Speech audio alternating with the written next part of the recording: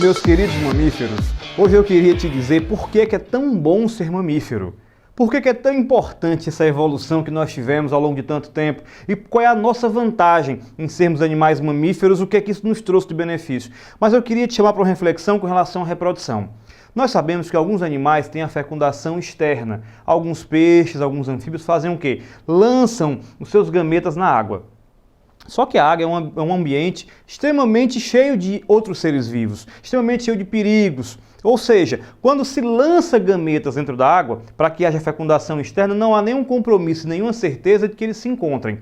Para isso, existe um fenômeno chamado quimiotaxia, ou quimiotactismo, tá? Quimiotactismo ou quimiotaxia. O que é isso? É quando o gameta masculino, ele vai buscando lá o gameta feminino dentro da água. Por quê? Porque o gameta feminino vai dando pistas para que ele chegue até lá. E mais importante, existe um reconhecimento químico entre eles. Já imaginou um óvulo lá de uma sapinha com um gameta masculino, espermatozoide de um peixe? Que animal que ia dar, que estranho que ia ser. Geralmente, claro, isso não iria acontecer. Mas para que não perca tempo, para que haja um reconhecimento correto entre as espécies, existe esse mecanismo de atração e o mecanismo de reconhecimento. Portanto, esses animais têm uma desvantagem com relação à produção gamética. Para que os gametas se encontrem na água, tem que produzir o quê? Muito ou pouco gameta? O que é que você acha? Pensa aí, pensa. Exato, você é desenrolado, você mata tudo. Presta bem atenção.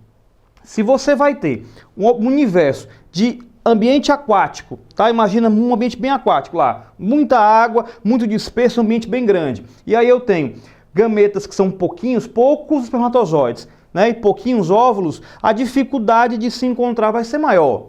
Portanto, o que é interessante? Produzir muitos espermatozoides e muitos óvulos. Mas para isso, existe todo um gasto energético. Ou seja, quando os animais adotaram um processo de fecundação interna, esse gasto diminuiu, tá? E aí vai existir o quê? O processo de sexo, tá? Com fecundação interna. Sexo em biologia quer dizer o quê?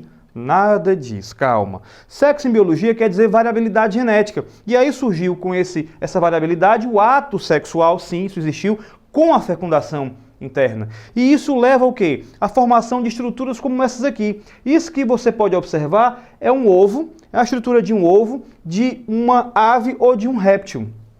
Agora, apesar da fecundação nesses casos ser uma fecundação interna, o desenvolvimento deles é externo. O desenvolvimento vai se dar onde? Vai se dar no meio externo. Essas fêmeas ficam próximas, chocam esses ovos, mas esses ovos, para que esse embriãozinho tenha vida e se desenvolva, tem que existir o quê? Anexos embrionários. E o mais interessante, isso existe também na gente, né? Nos seres humanos, e nós somos o quê? Mamíferos, né? Nós somos animais que temos fecundação interna e desenvolvimento interno. Nós somos animais mamíferos do tipo eutérios. Somos gerados por uma fecundação interna e a gente só sai quando está o quê? Prontinho. Não existe ovo na espécie humana, não existe ovo para mamífero. Ok, mamífero? Então preste atenção. Olha só. Fazendo aqui um comparativo, essa figura nos dá a noção de um comparativo. Nós temos aqui, por exemplo, no caso do ovo, nós temos a casca do ovo, essa estrutura aqui externa, ó, a cascazinha do ovo, é importante, é porosa, termina sendo também fonte de quê? De cálcio para esse embrião, ok? Nós temos aqui essa estrutura chamada córion, que vai ficar aqui, ó, o córion, essa estruturazinha aqui exatamente debaixo da casca, que tem um papel importantíssimo nas trocas gasosas, pegar lá o oxigênio que vem de fora e transportar para esse embrião, tá? Eliminando também o CO2, ok? É importante que você saiba que esse córion realiza essa função. Logo aqui nós temos uma estrutura, essa estruturazinha que você vê aqui, ó, chamada alantoide. E nós temos essa outra estruturazinha aqui chamada saco vitelínico. O que é que tem a ver, o que é que liga uma a outra? É muito importante que você saiba disso. Olha só, esse saco vitelínico é uma reserva. Uma vez que esse ovo não está mais ligado ao organismo materno, ele precisa de vitelo. E o que é o vitelo, professor? Ora, vitelo, desenrola aí, o que é? O vitelo é o material que ele vai utilizar para se alimentar durante todo o seu processo de desenvolvimento. Então ele vai tirar daqui lipídios, proteínas, vai ficar armazenado nesse saco vitelínico para que ele tire esses nutrientes aqui para ele. Vai metabolizar e vai produzir excretas. E aí, metabolizando, produzindo excretas, ele vai fazer o quê? Jogar. Alguém já viu? O réptil sai de dentro lá do ovo, vai lá fora e joga para fora as suas excretas e volta? Não, não pode. Por quê? Ele tem uma estrutura que no caso aqui é o alantoide. Então, esse alantoide vai fazer o quê? O armazenamento de excretas, ok? Muito importante, essa é a principal função dele. Muito bem, então nós temos aqui o embrião, nós já vimos aqui no caso o alantoide, o saco vitelínico, o córion, a casca e uma coisa muito importante. Nós temos aqui no caso o amnion, tá certo? E esse amnion guarda um líquido chamado líquido amniótico, que tanto nos animais que põem ovos, no caso as aves e os répteis, tanto desses animais, como também nos mamíferos, nós, né? Esse sacozinho amniótico, esse líquido amniótico permite o quê? Que a gente não resseque, dentro ou fora do organismo materno, é importante que ele exista. Permite o quê? O dobramento, o corpo, o desenvolvimento, se mover, poder criar estruturas corporais, permite o pleno desenvolvimento, nos ajuda a mantermos também uma temperatura constante.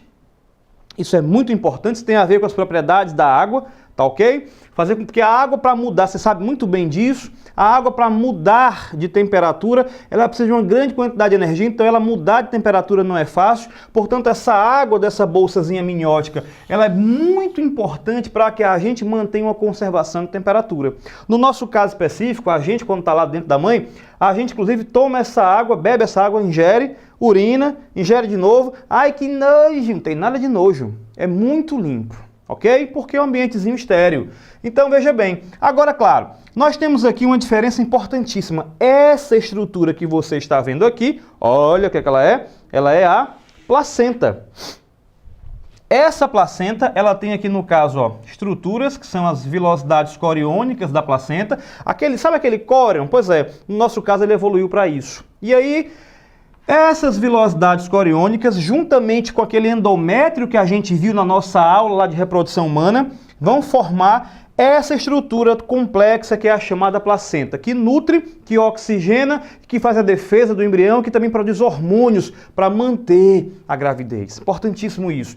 Agora veja só, mas nós temos ainda saco vitelínico? Sim, nós temos saco vitelínico, não mais com a função de armazenamento. Ok? Mas esse saco vitelínico e esse alantoide, que também não tem mais a função de armazenar excreta, veja bem, nem o alantoide nos serve para armazenar excreta, nem o saco vitelínico serve para armazenar vitelo. Por quê? Porque a placenta faz o nosso processo de nutrição, tá? E o alantoide nós jogamos a excreta na corrente sanguínea da mãe. A mãe nos dá oxigênio, nos dá anticorpos, a mãe nos dá nutriente. Nós damos o que para a mãe? Gás carbônico, excreta, né? Ingratidão começando é cedo. Mas olha só, cadeirinha, né? A gente é a nossa mãe.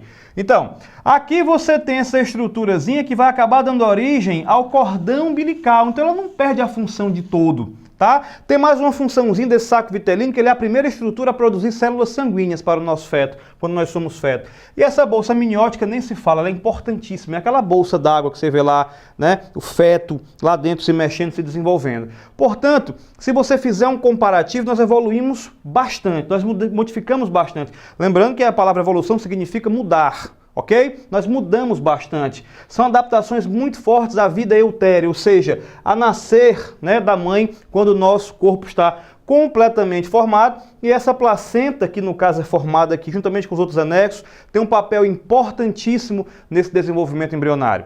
Quero que você saiba disso. Quero que você saiba que nós somos indivíduos que precisamos de estruturas anexas para o nosso desenvolvimento. Ok? Portanto, fica a dica, estudar anexos embrionários, mas sobretudo estudar a evolução deles, a importância deles para o nosso desenvolvimento. Desenrolamos mais uma aula show de bola aqui no desenrolado.com. Um grande abraço e até a próxima.